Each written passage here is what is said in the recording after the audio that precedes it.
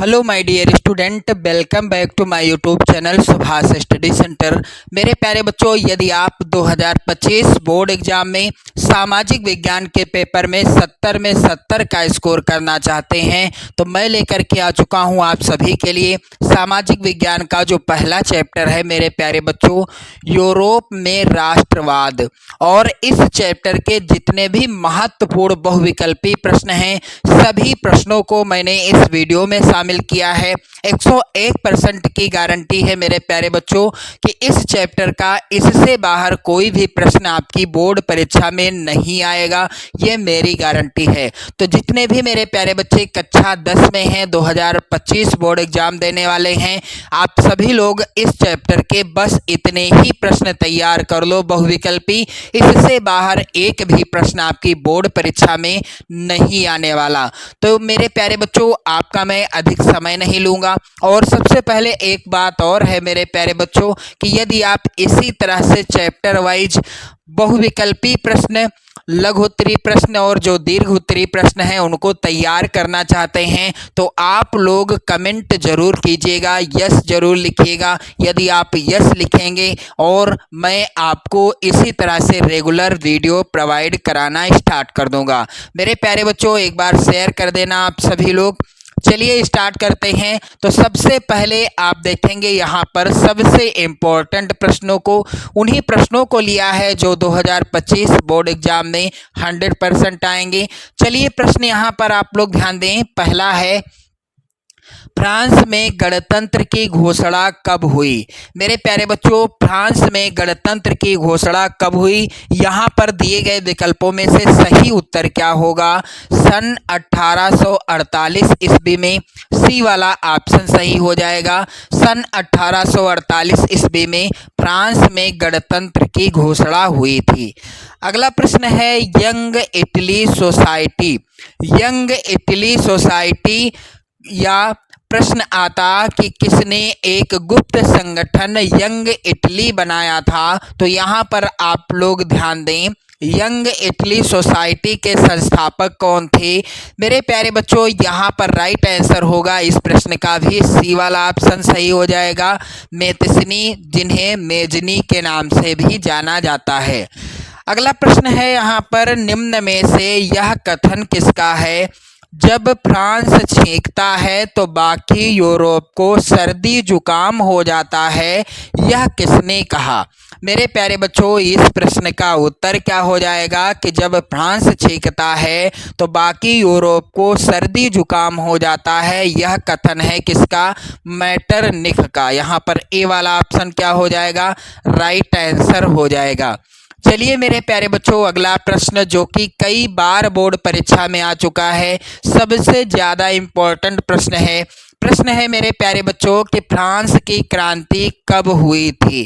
France की क्रांति कब हुई थी? इस प्रश्न का उत्तर हो जाएगा सन 1789 ईस्वी में।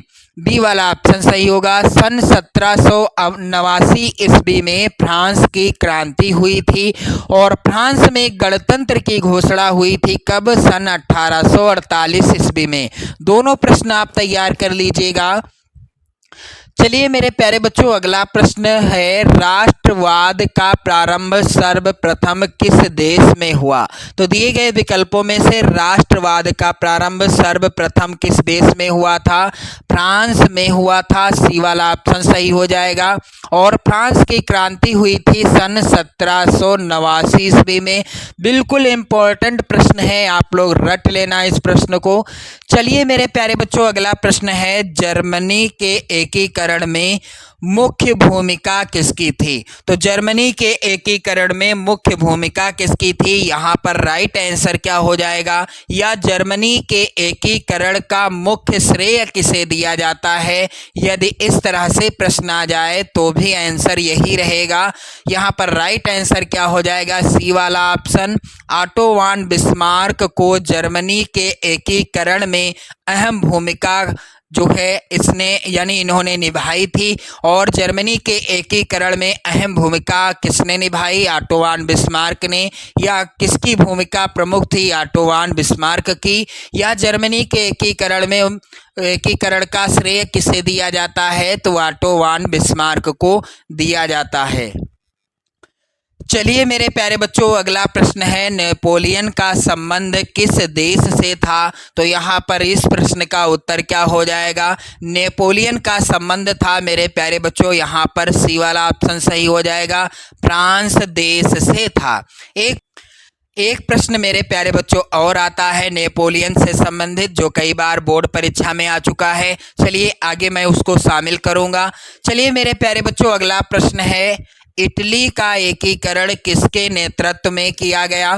तो मेरे प्यारे बच्चों, इटली का एकीकरण किया गया था किसके नेतृत्व में? यहाँ पर सी वाला ऑप्शन सही हो जाएगा, ज्यूसेप्पे गैरिबाल्डी। यहाँ पर आप सभी लोग ध्यान दीजिएगा, ज्यूसेप्पे गैरिबाल्डी के नेतृत्व में इटली का एकीकरण किया गया था। जर्मनी का एकीकरण ऑटो वान बिस्मार्क के नेतृत्व में, यानी ऑटो वान बिस्मार्क को श्रेय जाता है जर्मनी के एकीकरण में। इटली के एकीकरण में किसका नेतृत्व था? गैरिबाल्डी का नेतृत्व था। अगला प्रश्न है मेरे प्यारे बच्चों, 1848 की फ्रांसीसी राज्य क्रांति के फलस्वरूप क्या हुआ? सन 1848 में जो फ्रांस में राज्य क्रांति हुई थी, उसके फलस्वरूप क्या हुआ? यहाँ पर डी वाला ऑप्शन हो जाएगा, यहाँ पर गणतंत्र की स्थापना हुई। सन 1848 की फ्रांसीसी राज्य क्रांति के फलस्वरूप फ्रांस में क्या हुआ? गणतंत्र की स्थापना हो गई थी। डी वाला ऑप्शन सही होगा। चलिए मेरे प्यारे बच्चों, अगला प्रश्न है, जर्मन संस्कृत में, यहाँ पर जर्मन क्या होगा? जर्मन संस्कृति होगा, यहाँ पर थोड़ा सा मिसप्रिंट है। जर्मन संस्कृति में बोक्स जिस्ट का आशय क्या था? तो यहाँ पर इस प्रश्न का उत्तर होगा मेरे प्यारे बच्चों, जर्मन संस्कृति में बोक्स जिस्ट का आशय था मेरे प्यारे बच्चों, ए वाला ऑप्शन सही होगा, राष्ट्र था। चलिए अगला प्रश्न है, संसदीय प्रजातंत्र की स्थापना किस देश में सर्वप्रथम हुई थी? तो संसदीय प्रजातंत्र की स्थापना मेरे प्यारे बच्चों सर्वप्रथम किस देश में हुई थी? इस प्रश्न का उत्तर क्या हो जाएगा? यहाँ पर आप लोग ध्यान दीजिएगा, इंग्लैंड देश में। ए वाला ऑप्शन सही हो जाएगा, संसदीय प्रजातंत्र की स्थापना किस देश में सर्वप्रथम हुई थी? इंग्लैंड देश में। अगला प्रश्न है, ज्यूसेप्पे मेज़नी द्वारा स्थापित गुप्त संगठन कौन सा था? तो यहाँ पर थोड़ा सा आप लोग ध्यान दीजिएगा, यही प्रश्न आप यहाँ पर देखे हैं और इसी प्रश्न का परिवर्तित रूप है यह, ज्यूसेप्पे मेज़नी या मेज़नी के द्वारा स्थापित गुप्त संगठन कौन सा था? यहाँ पर सी वाला ऑप्शन सही होगा, यंग इटली। अगला प्रश्न है, यहाँ पर मैंने जिस प्रश्न का जिक्र किया था आप सभी से, ये प्रश्न वही है, नेपोलियन की पराजय कब हुई? नेपोलियन की पराजय कब हुई? वेरी वेरी इंपॉर्टेंट प्रश्न है मेरे प्यारे बच्चों, इसको आप लोग जरूर तैयार कर लेना, 100% की गारंटी है, ये जरूर पूछा जाएगा बोर्ड एग्जाम 2025 में। तो मेरे प्यारे बच्चों, नेपोलियन की पराजय हुई थी, यहाँ पर डी वाला ऑप्शन सही हो जाएगा, सन 1815 ईस्वी में नेपोलियन की पराजय हो गई थी। प्रश्न अगला है, ऑटो वान बिस्मार्क का संबंध किस देश से था? तो मैंने आपको इस प्रश्न को पहले ही बताया है कि ऑटो वान बिस्मार्क को जर्मनी देश का एकीकरण करने का सबसे प्रमुख श्रेय जाता है, यानी जर्मनी के एकीकरण में यदि प्रमुख रूप से भूमिका का निर्वाह किया था तो किसने किया था? ऑटो वान बिस्मार्क ने किया था। यहाँ पर डी वाला ऑप्शन सही होगा। अगला प्रश्न है मेरे प्यारे बच्चों, निम्नलिखित में से किसे 1800, यहाँ पर थोड़ा सा मिसप्रिंट है, मैं आपको लिखकर बता रहा हूँ, 1871 ईस्वी में जर्मनी का सम्राट किसे घोषित किया गया? यानी जर्मनी का प्रथम सम्राट किसे घोषित किया गया? तो सन 1871 ईस्वी में जर्मनी का प्रथम सम्राट घोषित किया गया था विलियम प्रथम को। यहाँ पर बी वाला ऑप्शन सही होगा।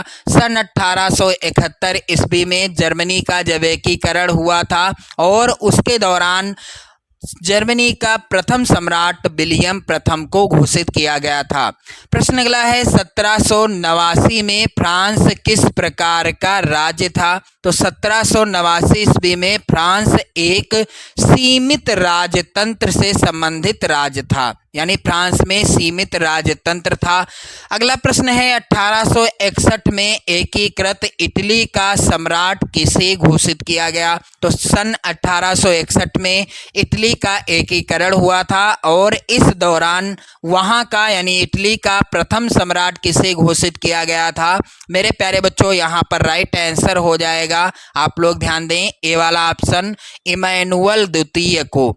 अगला प्रश्न है निम्नलिखित में से कौन सा 1804 के नेपोलियन कोड में नहीं जोड़ा गया था? तो यहाँ पर आप सभी लोग ध्यान दीजिएगा, जन्म से प्राप्त विशेषाधिकार को नेपोलियन के द्वारा जो जारी की गई जो कानून था, जिसे नेपोलियन कोड के नाम से जाना गया 1804 के, और इसके अंतर्गत जन्म से प्राप्त विशेषाधिकार को नहीं जोड़ा गया। बाकी सामंती व्यवस्था का अंत जोड़ा गया, संपत्ति का अधिकार जोड़ा गया, कानून के समक्ष समानता जोड़ा गया, लेकिन यहाँ पर बी वाला जो ऑप्शन था इसको नहीं जोड़ा गया। यही हो जाएगा राइट आंसर। अगला प्रश्न है ज्यूसेppe मैत्सिनी का संबंध था। तो मेरे प्यारे बच्चों, यहाँ पर इस प्रश्न का उत्तर क्या होगा? ज्यूसेppe मैत्सिनी का संबंध कहाँ से था? यहाँ पर राइट आंसर हो जाएगा इटली के एकीकरण से संबंधित थे ज्यूसेppe मैत्सिनी। यहाँ पर बी वाला ऑप्शन सही होगा। वियना की संधि कब हुई थी? तो यहाँ पर मेरे प्यारे बच्चों इस प्रश्न का उत्तर क्या होगा? वियना की संधि सन 1815 ईस्वी में हुई थी और सन 1815 ईस्वी में ही नेपोलियन की पराजय भी हुई थी। प्रश्न अगला है निरंकुशवाद का तात्पर्य क्या है? तो मेरे प्यारे बच्चों, निरंकुशवाद का तात्पर्य है ऐसी शासन व्यवस्था जिसमें सत्ता पर किसी का अंकुश नहीं होता। ऐसी शासन व्यवस्था जिसमें सत्ता पर किसी का अंकुश नहीं होता उसे कहते हैं निरंकुशवाद। बी वाला ऑप्शन सही हो जाएगा।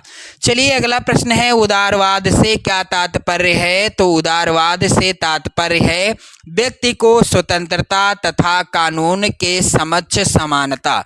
यहाँ पर राइट आंसर हो जाएगा सी वाला ऑप्शन, व्यक्ति को स्वतंत्रता तथा कानून के समक्ष समानता उदारवाद से तात्पर्य है। मेरे प्यारे बच्चों, 1789 में फ्रांस में राष्ट्रवाद की प्रथम अभिव्यक्ति का क्या परिणाम हुआ? तो 1789 ईस्वी में फ्रांस में राष्ट्रवाद की प्रथम अभिव्यक्ति का परिणाम हुआ था कि मेरे प्यारे बच्चों फ्रांस की क्रांति हो गई थी। यहाँ पर कौन सा ऑप्शन सही हो जाएगा? यहाँ पर बी वाला ऑप्शन सही हो जाएगा। फ्रांस की क्रांति 1789 ईस्वी में हुई थी। और अगला प्रश्न है यहाँ पर जर्मनी को किस वर्ष एक स्वतंत्र राज्य के रूप में घोषित किया गया? तो मेरे प्यारे बच्चों, जर्मनी को किस वर्ष एक स्वतंत्र राज्य के रूप में घोषित किया गया था? यहाँ पर राइट आंसर हो जाएगा सन 1871 में। यहाँ पर पहला ही विकल्प सही होगा। और जब सन 1871 में जर्मनी का एकीकरण हुआ, जर्मनी को एक स्वतंत्र राज्य के रूप में घोषित किया गया, तभी जर्मनी का प्रथम सम्राट विलियम प्रथम को घोषित किया गया था। विलियम प्रथम को, जो कि मैं आपको बता चुका हूँ, ऊपर प्रश्न लिया था मैंने।